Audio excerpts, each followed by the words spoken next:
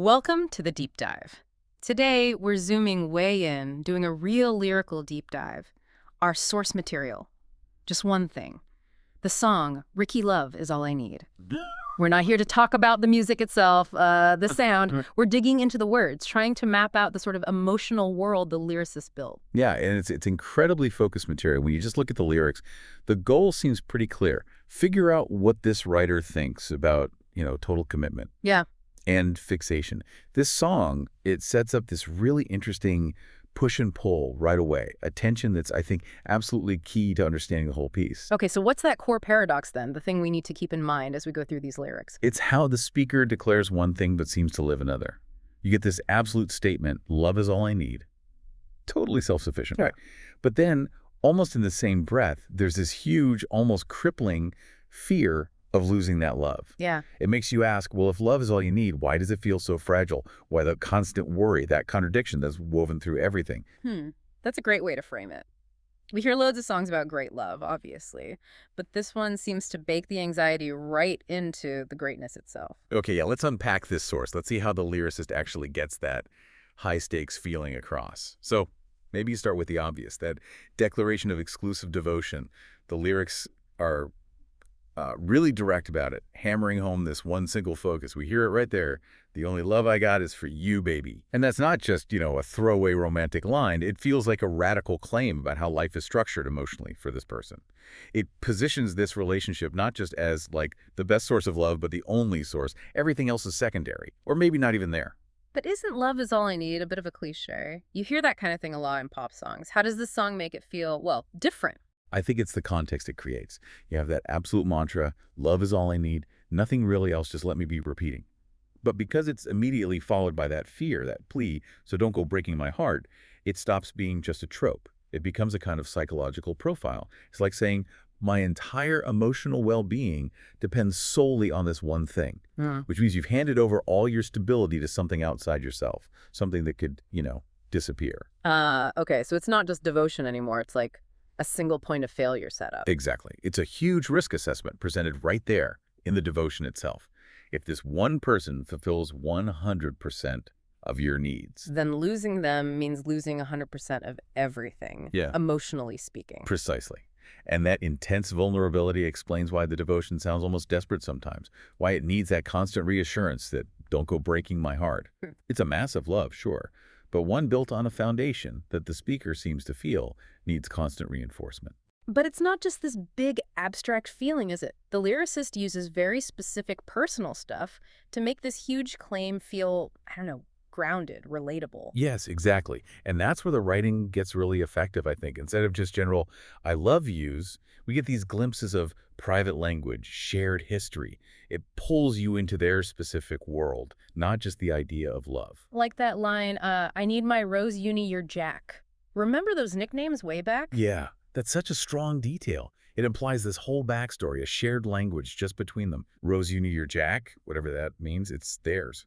It anchors this huge, almost overwhelming feeling, love is all I need, to something small, tangible, remembered. It says this isn't new, there's history here, defined roles maybe. Right, it makes the big claim feel earned somehow. And it's not just history, it's sensory too, right? I was really struck by how the beloved is described. There's that comparison to nature, which is, pretty classic in romance. But here it feels urgent. We get her fragrances, amazing, like the flowers blooming in the springtime. That image. Flowers blooming in the springtime. It's beautiful, obviously, but springtime is also something you can't control, isn't it? It happens, it's powerful, but you can't guarantee it lasts or how it will be next year. That's it again, isn't it? That tension. The beloved is linked to life, beauty, renewal, things that feel essential, indispensable even. So the idea of losing her feels like, rejecting springtime itself. It just dials up the feeling of dependency that becomes much more explicit later on. And speaking of dependency, the mood definitely takes a turn in the middle section. The language shifts. It goes from celebration in springtime to something much darker, fixation. Yeah, this is where it moves beyond just devotion. The speaker seems aware, self-aware even, that this commitment might have become, consuming. The language suggests it's not purely positive anymore. You start hearing these negative metaphors creeping in. He's acknowledging the cost. It's described as something he can't shake off, something stuck. She's all in my head again. She's stuck on me like a curse. A curse. Mm.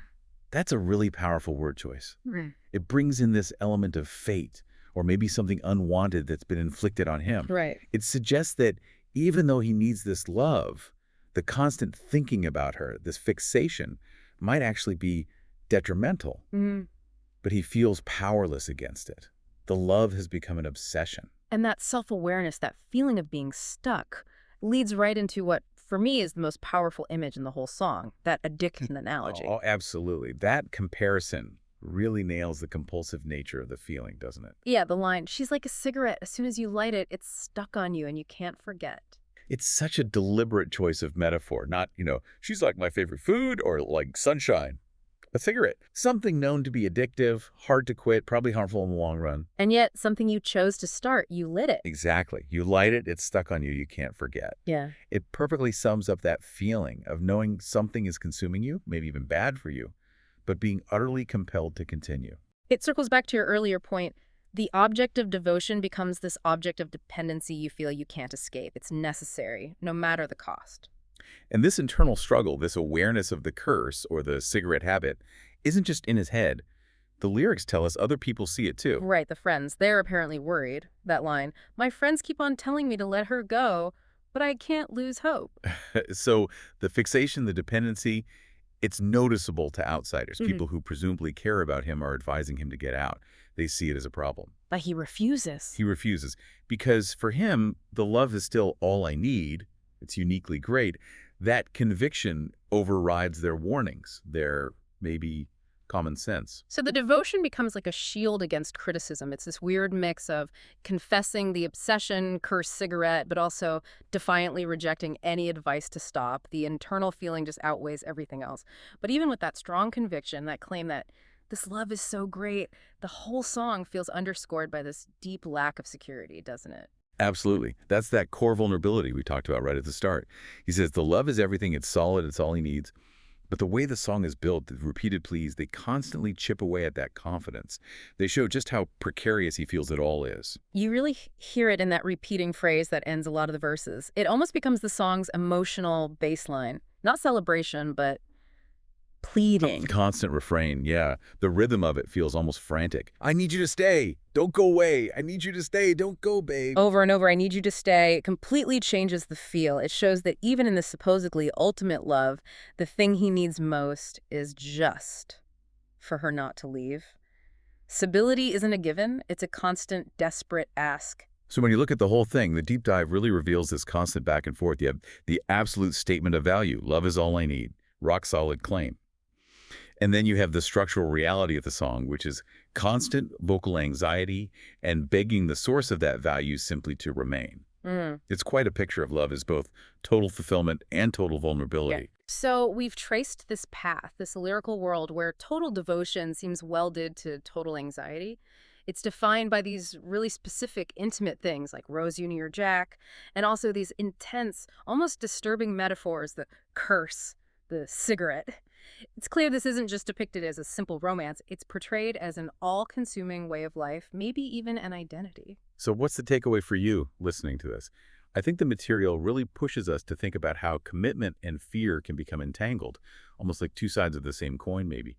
When one relationship becomes defined as all you need, does the fear of losing it inevitably have to become just as absolute, just as powerful? Which brings us to a final thought.